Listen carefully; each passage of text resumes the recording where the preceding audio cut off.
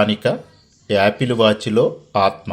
రచయిత కుమారి CH Saijyothi. చదివినవారు Vempati Venkateswararao. Apple వాచ్లో ఆత్మ కథానిక వినండి. తన చేతిలో ఉన్న యాపిల్ వాచ్ వైపు ఆనందంగా అపురూపంగా చూస్తూ నిలబడిన ప్రియవైపు చూస్తూ శివ చిరునవ్వుతో ఇలా అడుగుతాడు. నచ్చిందా ప్రియా? ఓ, ఎందుకు నచ్చదు? ఇది నువ్వు ఇచ్చినది కదా. చాలా అంటే చాలా బాగుంది శివ. అయినా ఇంత ఖర్చు పెట్టి ఇప్పుడు ఇది ఎందుకు చెప్పు అన్నది ప్రియ. అదేమిటి ప్రియ అలా అంటావు? ఈరోజు నీ బర్త్డే. నీ చిన్న చిన్న ఆనందాలు సరదాలు తీర్చే బాధ్యత నాది ప్రియా. నువ్వన్నది కూడా నిజమే అనుకో. జాబు లేని నాకు ఇప్పుడు ఇది ఖర్చే. కాకపోతే పార్ట్ టైం జాబు చేస్తున్నాను కదా, అలా సేవ్ చేసిన అమౌంట్తో ఇది తీసుకున్నాను నీకోసం. I'm so lucky Shiva. నా చిన్ని చిన్ని ఆనందాలని ఇంత భద్రంగా పట్టించుకుంటున్నావు. నీ విషయంలో నేను తీసుకున్న నిర్ణయం సరైనదే అనిపిస్తుంది అని అంటున్న ప్రియ మాటలకు నవ్వుతూ, నువ్వు ఎప్పుడూ సరైన నిర్ణయాలే తీసుకుంటావులే ప్రియా. సరే, ఇక ఇంటికి వెళ్ళు. చాలా టైం అవుతుంది. ఈ పుత్తడి బొమ్మకు మరోసారి పుట్టినరోజు శుభాకాంక్షలు. రోజుకన్నా ఈరోజు నువ్వు చాలా అందంగా ఉన్నావు ప్రియా. నన్ను పొగిడే కార్యక్రమం ఏదైనా ఉంటే అది ఈవినింగ్ పార్టీలో పెట్టుకో, ఓకేనా? ఈవినింగ్ 6 PM మర్చిపోకుండా మనం రెగ్యులర్గా కలుసుకునే ప్లేసుకు రా, సరేనా? ఓకే మేడం, తప్పకుండా వస్తాను. బాయ్ శివ. బాయ్ ప్రియా, జాగ్రత్తగా వెళ్ళు. వెళ్ళిన తర్వాత మెసేజ్ పెట్టు మర్చిపోకుండా, సరేనా అంటూ ప్రియకు వీడ్కోలు చెప్పి ఆమె సగం దూరం వెళ్లే వరకు చూస్తూ ఉంటాడు శివ. అంతలో హఠాత్తుగా ఏదో గుర్తుకొచ్చినట్టు ప్రియా ప్రియా అంటూ ఆమె దగ్గరకు పరుగులు తీస్తూ వెళ్తాడు. శివ గొంతు వినపడి వెనక్కి తిరిగి చూసి తనకు ఎదురుగా వస్తున్న శివతో, ఏమైంది, ఎందుకలా పరిగెత్తుకుంటూ వస్తున్నావు అని అడిగింది ప్రియ. అది అది అంటూ ఆమె చేతిలో ఉన్న బాక్సులోని వాచి తీసి ఆమె చేతికి పెడుతూ, చూడు ప్రియా, ఇది ఎప్పుడూ నీ చేతికే ఉండాలి. కనీసం ఈ ఒక్కరోజైనా ఇది నీతోనే ఉండాలి.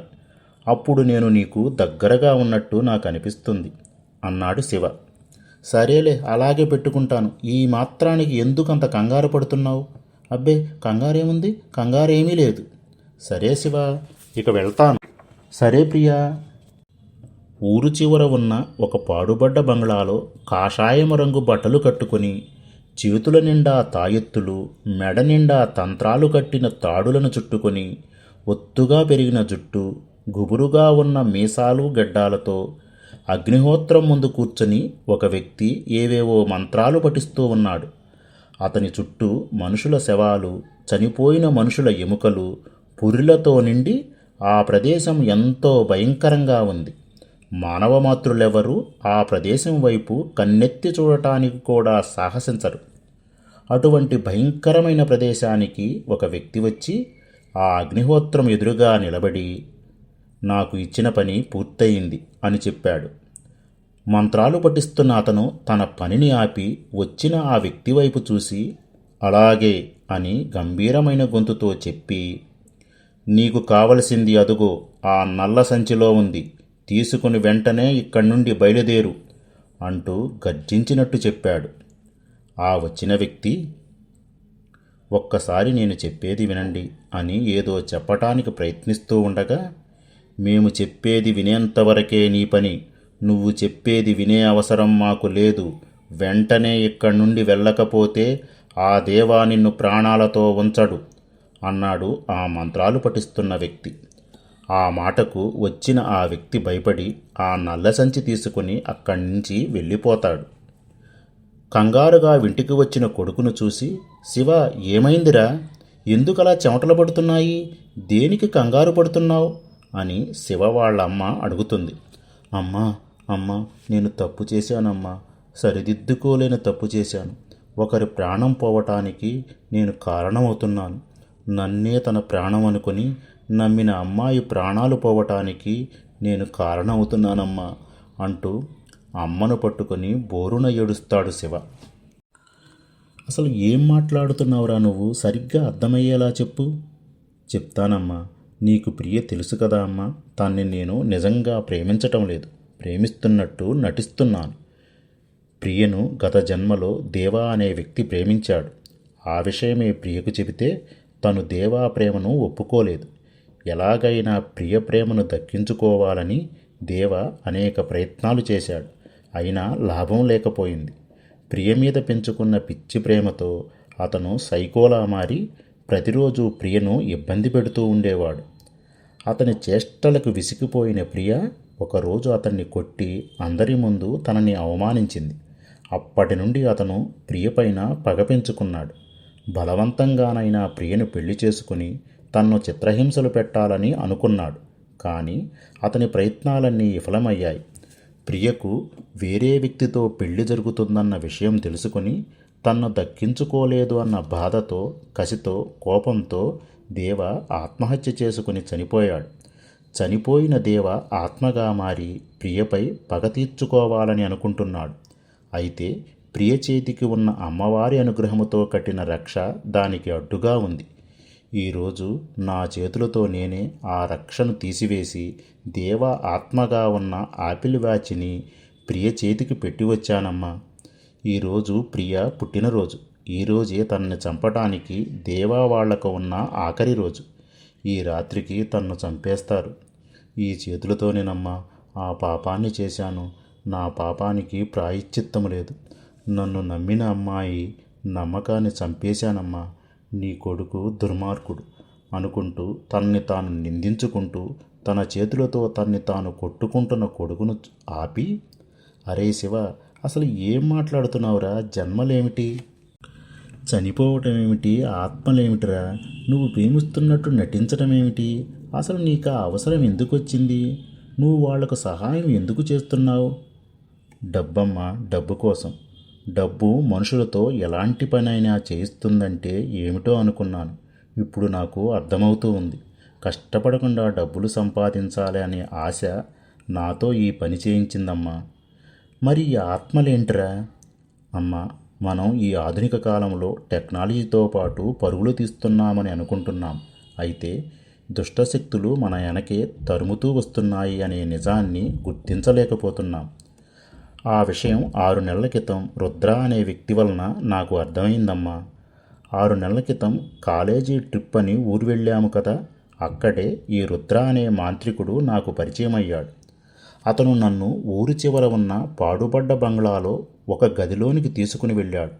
ఆ గది ఎంతో భయంకరంగా ఉంది. చుట్టూ అగ్నిహోత్రాలు మండుతూ ఉన్నాయి. ఆ రుద్ర అక్కడే నాకు దేవా ఆత్మను చూపించి నేను చేయవలసిన పనేమిటో, ఆ పని చేస్తే నాకు వాళ్ళు ₹1,00,00,000 ఇస్తామని చెప్పారు. డబ్బుకు ఆశపడిన నేను ప్రియను ప్రేమిస్తున్నట్టు నటించి వాళ్ళు ప్రియను చంపేందుకు సహాయం చేస్తానని ఒప్పుకున్నాను. అదంతా విన్న అమ్మకి దేవా వాళ్ల పైన, శివపైన ఎంతో కోపం వచ్చింది. కొడుకు చెంప మీద గట్టిగా కొట్టి శివ టేబుల్ పైన పెట్టిన రక్షను తీసుకుని శివకు అందిస్తూ, శివ, ఇదిగో ఈ రక్ష. ఆ అమ్మాయి చేతికి కట్టి తన ప్రాణాల్ని కాపాడు. ఈ ప్రయత్నంలో నీ ప్రాణాలు కోల్పోయినా పర్వాలేదు. ఎందుకంటే ఒక ఆడపిల్ల శాపం వంశానికి తగులుతుంది. ఈరోజు నువ్వు చేసిన తప్పు వల్ల ఆ అమ్మాయి ప్రాణాలు పోతే అది మన వంశాన్నంతటిని నాశనం చేస్తుంది. వెంటనే బయలుదేరు.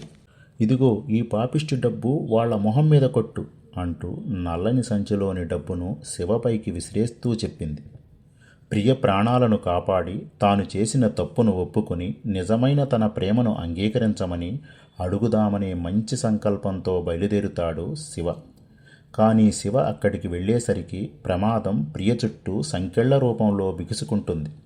ప్రియ ఇంటి gate, main door, bedroom doors, windows అన్నీ వాటంతటవే గట్టిగా బిగుసుకుపోతాయి.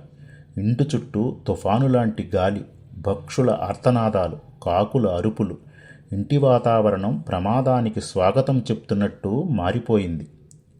ప్రియ మొబైలు, ఇంటర్నెట్టు అన్నీ ఆఫ్ అయిపోయి బయట ప్రపంచంతో కమ్యూనికేషన్ లేకుండా పోయింది. ఇదంతా యాపిల్ వాచ్ ద్వారా దేవా ఆత్మ ప్రియ వాళ్ళ ఇంట్లోకి రావటంతోనే మొదలయ్యింది.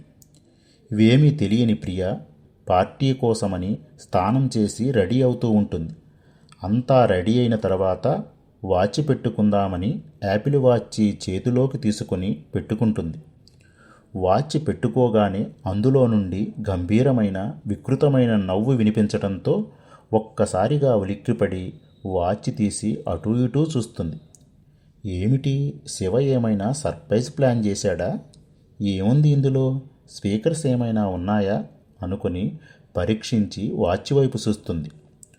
అందులో నుండి, ప్రియా, నేను దేవాని, పోయిన జన్మలో నిన్ను సొంతం చేసుకోలేక చనిపోయి ఈ జన్మలో ఆత్మగా మారైనా నిన్ను దక్కించుకోవాలని తిరుగుతున్న ఆత్మని అంటూ వికృతంగా నవ్వుతాడు. ఆ మాటలు విని ఉలిక్కిపడిన ప్రియ ఒక్కసారిగా యాపిల్ వాచ్ని కింద పడేస్తుంది. ఆమెకు ఏమి జరుగుతూ ఉందో అర్థం కాక ఒళ్ళంతా చెమటలు పడుతూ కాళ్ళు చేతులు వణకటం మొదలయ్యాయి. వెంటనే యాపిల్ వాచ్లో ఉన్న ఆత్మ తెల్లని వాయువులా మారి గోడ మీద నీడగా దేవారూపంగా మారింది. చూడు ప్రియా, నన్ను గుర్తుపట్టావా అని గోడ మీద నీడ ప్రియను ప్రశ్నిస్తుంది. కానీ అప్పటికే ప్రియకు స్పృహ తప్పిపోయేలా ఉండటంతో ఏమీ అర్థం కాక భయంతో అటూ ఇటూ చూస్తుంది. ఆ గోడలో నుండి 2 చేతులు బారుగా వచ్చి ప్రియ గొంతును పట్టుకుని బిగుసుకుంటాయి. ప్రియకు గుండె ఆగిపోయినంత పనవుతుంది. వెంటనే హెల్ప్ మీ, హెల్ప్ మీ అంటూ గట్టిగా అరుస్తుంది. నిన్ను అంత సులువుగా చంపను, చిత్రహింసలు పెట్టి మరీ చంపుతాను అంటూ బిగ్గరగా నవ్వుతూ ఆమెను అటూ ఇటూ విసిరేస్తూ రాక్షసుడి చేతికి బంతి దొరికిన విధంగా ప్రియను చిత్రహింసలు పెడుతూ ఉంటాడు దేవ. ఆ గదిలోని వస్తువులన్నీ వాటంతటవే కింద పడిపోతూ లేస్తూ ఆ గది అంతా రణరంగంగా మారిపోతుంది. ప్రియ ఇంటి గేటు బయట ఉన్న శివ ఆ గేటును తెరవటం కోసం సకల ప్రయత్నాలు చేస్తూ ఉంటాడు. కానీ ఆ గేటు తెరుచుకోదు. వెంటనే జేబులో ఉన్న రక్ష గుర్తుకు వస్తుంది. ఇది ఇన్ని సంవత్సరాలు నా ప్రియ ప్రాణాలను కాపాడింది అంటే ఇది ఎంతో శక్తివంతమైన రక్ష అని అనుకొని దాన్ని తన చేతికి కట్టుకుంటాడు. వెంటనే ఏదో శక్తి తనలో ప్రవేశించినట్లు తనకు తానే ఎంతో శక్తివంతుడిలా భావించుకుంటాడు. గేటు తీయటానికి మరోసారి ప్రయత్నించగా ఎంతో సులువుగా గేటు తెరుచుకుంటుంది. గేటు తెరిచిన తర్వాత ఏదో గుర్తుకు వచ్చిన వాడిలా ప్రియ ఇంటి ఎదురుగా ఉన్న అమ్మవారి గుడిలోకి వెళ్ళి అక్కడ పసుపు కుంకుమ తీసుకుని పక్కనే ఉన్న రాగి చెంబులో కలిపి ఆ పసుపు నీళ్లు ఉన్న రాగి చెంబును తనతో తీసుకుని వస్తాడు. అలా ప్రియ బెడ్రూమ్ వరకు వెళ్ళి రూమ్ డోర్ తీస్తాడు. శివను చూడగానే ప్రియకు పోయిన ప్రాణం తిరిగి వచ్చినట్టు శివా అని గట్టిగా అరుస్తుంది. ఏమిటి, దీనితో పాటు నువ్వు కూడా చావటానికి వచ్చావా అంటూ ఆ దేవ ఆకారం శివ దగ్గరకు నడుస్తూ ఉండగా శివ తన చేతిలోని రాగి చెంబులోని నీళ్లు అతని మొహంపై కొడతాడు. ఆ చర్యకు అతడికి ఒక్కసారిగా ఏం చెయ్యాలో అర్థం కాక కళ్ళల్లోకి పసుపు కుంకుమ శక్తి పోయి అతడికి కళ్ళు కనిపించకుండా పోతాయి. వెంటనే శివ రక్ష తీసి ప్రియ చేతికి కట్టి, ఇది నీ దగ్గర ఉన్నంతకాలం ఆ దేవా నిన్ను ఏమీ చేయలేడు అని చెప్తాడు. దేవా వెంటనే తేరుకొని శివను చంపటానికి ప్రయత్నిస్తాడు. శివ ప్రాణాలను ప్రియ అడ్డుగా నిలబడి శివను కాపాడుతుంది. ఆ దేవా ఆత్మతో పోరాడి చివరకు దేవా ఆత్మ నుండి మీకు విముక్తి కలగాలంటే అతని ఆత్మను బంధించిన యాపిల్ వాచికి ప్రియ చేతికి ఉన్న రక్షను తీసి యాపిల్ వాచి చుట్టూ కట్టి ఆ వాచ్ని దూరంగా విసిరేయండి. అప్పుడు ఈ ఆత్మ నుండి మీకు విముక్తి కలుగుతుంది. ఎందుకంటే ఈ ఆత్మ సాంకేతిక పరిజ్ఞానం ఉన్న వస్తువులలోనే నిక్షిప్తమవుతుంది. అందువలన రుద్ర అనే మాంత్రికుడు సకల ప్రయత్నాలు చేసి పూజలు యజ్ఞాలు హోమాలు చేసి ఈ యాపిల్ వాచ్లో ఆత్మను బంధించాడు. మీ సమస్యకు ఇదే పరిష్కారం అంటూ ఒక స్వరం వినిపిస్తుంది. వెంటనే ప్రియ ఆ పనిలో నిమగ్నం అవుతుంది. కానీ దేవ ప్రియ పనికి అడ్డుపడుతూ ఉండగా శివ దేవాను అడ్డుకుంటూ తన ప్రాణాలకు తెగించి పోరాటం చేస్తూ ఉంటాడు. ప్రియ యాపిల్ వాచికి తన రక్షను తీసికట్టి టెర్రస్ పైకి వెళ్ళి దేవుడికి దండం పెట్టుకుని ఆ వాచ్ని దూరంగా విసిరేస్తుంది. యాపిల్ వాచి విసిరేయగానే గదిలో శివతో పోరాడుతున్న దేవా ఆత్మ వెంటనే మాయమవుతుంది. శివ హమ్మయ్య అని ఊపిరి పీల్చుకుని టెర్రస్ పైకి వెళ్తాడు. ప్రియను చూసి మోకాళ్లపై కూర్చుని కన్నీళ్లతో, ప్రియ నన్ను క్షమించు, ఇదంతా నా వల్లనే జరిగింది అని జరిగిందంతా చెప్తాడు. అది అంతా విన్న ప్రియ ప్రేమతో, ప్రమాదం నీ వల్లనే వచ్చి ఉండవచ్చు, కానీ ఆ ప్రమాదం నుండి నన్ను కాపాడింది నువ్వే కదా. నీవు చేసిన తప్పుకు ఆ దేవుడు నిన్ను ఇలా పంపించి నీ తప్పుకి ప్రాయశ్చిత్తం చేసుకునే అవకాశం కల్పించాడు. కాబట్టి నేను నిన్ను క్షమించాల్సిన అవసరం ఏమీ లేదు అంటూ శివ దగ్గరకు వచ్చి తనని హత్తుకుంటుంది. ప్రియా, సారీ, ఇంకెప్పుడు నీకు ఏ కష్టం రాకుండా చూసుకుంటాను. నీకోసం ఒక గిఫ్ట్ తెచ్చాను చూడు అన్నాడు శివ. అమ్మో, మళ్ళీ గిఫ్టా అంటూ ఇద్దరూ సంతోషంగా నవ్వుకుంటారు. ఇదండి ఈరోజు కథానిక. మీ అందరికీ నచ్చిందని మనసారా నమ్ముతూ ధన్యవాదములు. మా వీడియోస్ మీకు నచ్చినట్లయితే కనుక లైక్ చేయండి, మీకు నచ్చిన వాళ్ళకి షేర్ చేయండి, అండ్ అలాగే మీ అమూల్యమైన అభిప్రాయాలను కింద కమెంట్ సెక్షన్లో కమెంట్ చేయండి. Thank you for watching.